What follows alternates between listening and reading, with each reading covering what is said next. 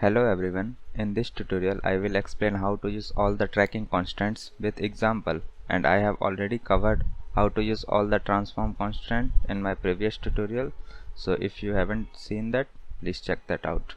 Link will be in the description. Also you can download the free project file from my Gumroad page, and so you can follow along the tutorial, and all the Patreon will receive two project files, one with constant and one without constant for exercise. So let's get started.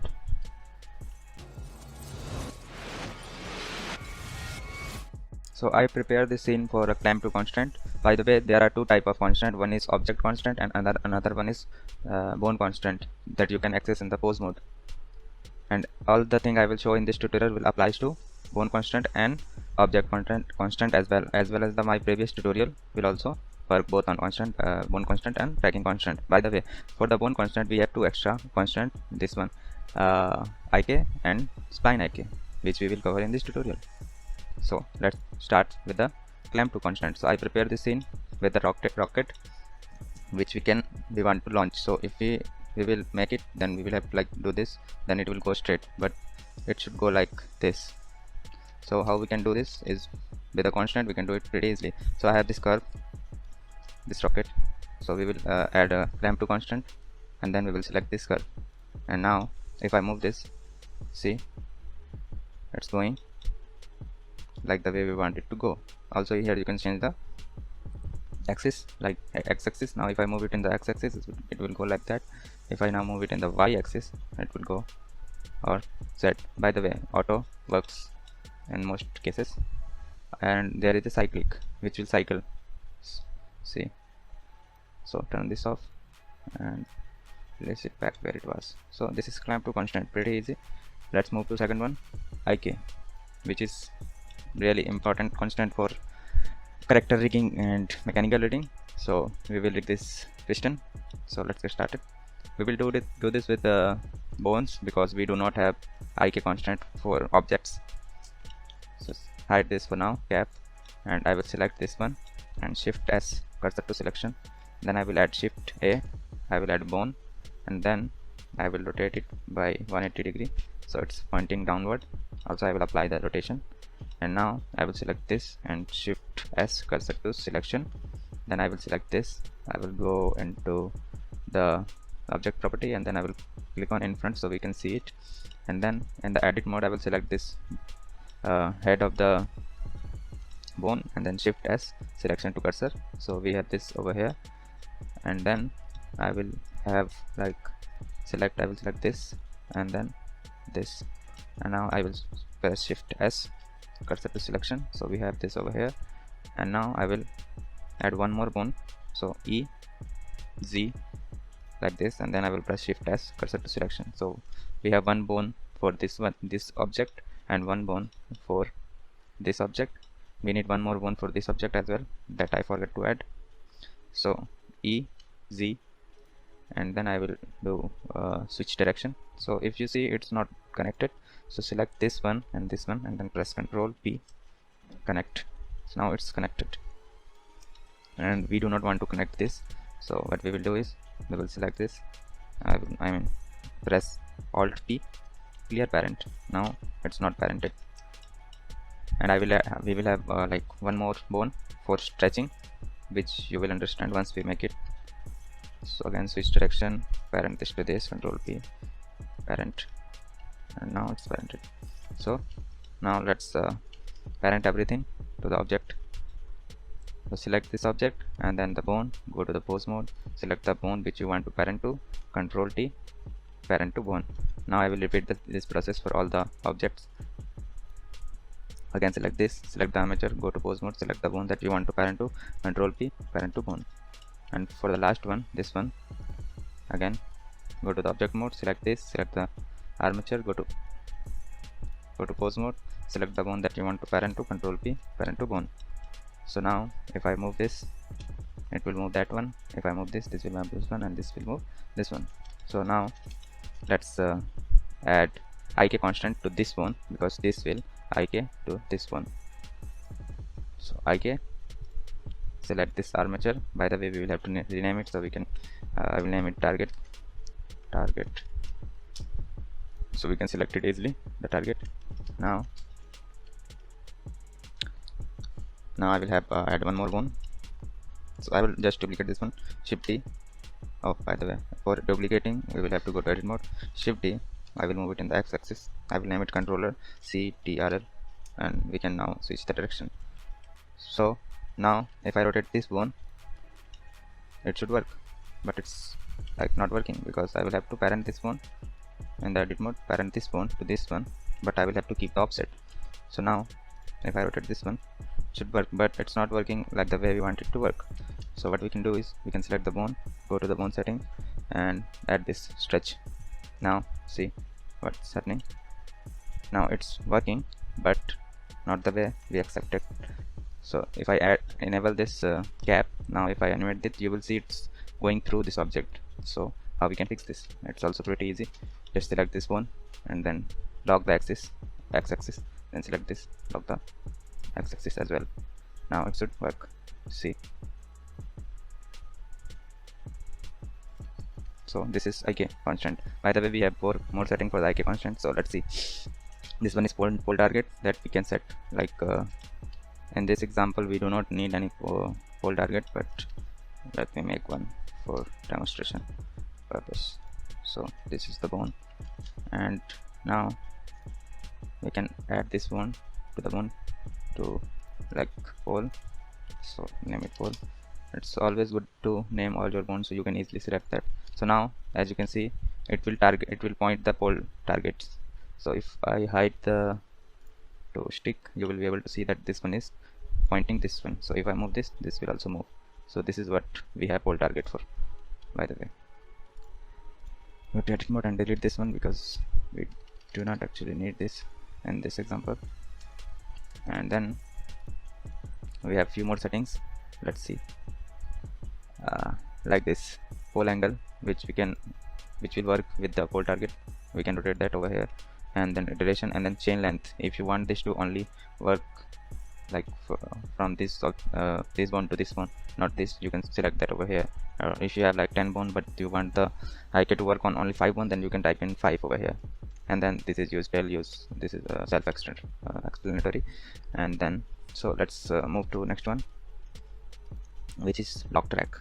This, so I have prepared this scene for like thruster, which is just a cylinder, and I deleted all the faces, and then I added solidify and double modifier. So let's see how we can make it thrust, open and close. So what we will use is lock track constant, which is pretty similar to, let me delete this, which is similar to track 2 or dump track. By the way, I have already covered the dump track in my suspension tutorial, so and my previous tutorial. So if you haven't checked that, again link will be in the description. So I will not cover the dump track in this tutorial. So we move to lock track. So select this one, go to edit mode, and then select this top edges with the alt and click. Now press shift as cursor to selection, and I will add an empty over here, this empty. By the way, let's see how it's worked before we move to our example. So I will add a monkey, and I will add something like anything like this. So we have this monkey, and with the track to constant, it will always track to this like -g. So now it will tracking, like it will looking to this object, but with the lock track constant, it will lock the one axis like this. So it will not look up, it will only rotate around the way it's moving. Like if you have flag or something and you want the flag to rotate but flag will not point, then you can use this, and this is what we are going to use for this thruster. So I will select this one, lock track, and then I will select this empty. Now it's moved over here. So we want to lock the x-axis, so click on the lock x, and we want this to track to z axis. So I will click on -g or maybe z. So now it's tracking toward the z axis, so we can move it and it will do this. By the way, now what we can do, we can select this by it, reset the cursor to center of the origin and add one more empty. I will add this sphere, which will look good, and I will select this bone, and then I will parent this bone to the sphere. So now if I scale this, it will go move open and close. So now hide this for now, and then I will select this, and then this. I will go to the top view for for now just I will move it over here so we can easily see this. So I will select this both, and make sure you will have in it, and the pivot position is 3D cursor, and then press Shift D and then R and then Z. I will now rotate this in this direction by 45 degree. Now I will press Shift R. It will repeat the last process. So we have this, and now I will do one more thing. I will select all, then I will duplicate this, and now I will scale it. So if I now scale it, it will go down, but if I press Shift Z, it will not, like, it will only scale it in the Y and X axis. So we can do this just over here, then I will rotate RZ, and now I will rotate it like so. It should be 22.5. so now we have this, and which is already parented to this bone. So now if I scale it up and down, we can do this. By the way, if you want more control over this, then you can also make it, push it up or down, push or up like this, or you can scale it like this. Now let's move to next constant, which is Spline IK. So I will not actually rig this main strap, because it's high dense, high detailed model, which will slow down my computer. So I will do it in this simple object, and I have this solidify modifier on this plane, and then subdivide modifier. So let's add bone over here, armature, and one, select this, Shift S cursor to selection, and then I will select the top of the tail of the head of the bone, and then Shift S, and then Shift S, snap to cursor location. And now I will select this, go to bendy bone, make the display, make the bendy bone so we can see, and bendy bone setting, and I will add like 3 or 5 objects. So I will add 5 bendy bone, so you can see it's now 5 of them. Now let's change to back to octaves, and now so we can easily see it what we are going to do. That's why I'm changing it over and over again. And so now I will subdivide this by like 3 times or 5 times, maybe 4. So if I subdivide this 4 times, it will create 5 bones. So we have this 5 bone, and now we can use the Spline IK. So for the Spline IK, we need a spline. Select this, cursor to selection, we need, and add a curve like this one, scale it, and then scale it in the Y axis to make it straight like this, and then rotate this RZ 180, and then select this one, I mean this bone, and then move it over here, something like that, and this one over here, something like that. Now depending on how many controller point you will need, you will subdivide this and do the same amount of pieces. By the way, I will only need 4 controller or maybe 3, so I will subdivide it by 2. So I have 4 controllers, which you can change to over here, so something like that. For the Spline IK, go to this one, and then go to the bone property, and then select the last bone, the last one, not this one, on the last one, or maybe the first one, I don't know. And then select the Spline IK, and then select the spline, this one. By the way, it's going opposite direction because the spline is going in the opposite direction. As you can see, arrow is pointing that way. So select all of this, right click, switch direction, now it's pointing the same direction as the armature. Now select this, and now you can see this one is stretched. We can change this chain length over here, so let's click this. Now it's using 2 bones, 3, 4, and then 5. So now all the bones are in this chain. We can select the event distribution. By the way, all of our bone are and the same length, so event distribution will not work. So if I make this one a little bit bigger, and then I will go into the pose mode, see it's bigger over here. But if I click on event division, then it will make it same length of this. So this is not what we are going to do. And what we have, then stretch mode, if you want to fit it to the curve, or none, then it will not fit the curve, and scale mode, and then chain offset. So now let's test it. Go to the edit mode, and then if I move this up now, see the bone is also going along with it. So what we can do now, we can select our object, then bone, then control P, this time select the with automatic weight, which will create the weight painting automatically. So if I go to the weight painting mode, weight paint, see it's created the weight for each of our bones. Sometime it doesn't work, then you will have to manually paint it. By the way, this time it worked pretty well, so we do not have to do any manual painting. So now what we can do is we can select this, go to the edit mode again, and then now if I push it upward, see it's doing the magic. By the way, we can do one more thing, we can add a controller. So control H, hook to new bone, one controller, and then another one over here, hook to bone with the control H, hook to new object, and then select this, control H, hook to new object. By the way, we can create more, but that's enough for now. So now we can just move the empty like this, and this one also, or this one as well. And we can also use the sphere, make it sphere so it will look good. Now see, we can do this for some reason, and then you can change this to like B bones, then it will look good. See, and that's it. I think it should work. That's not working, I don't know why. Okay,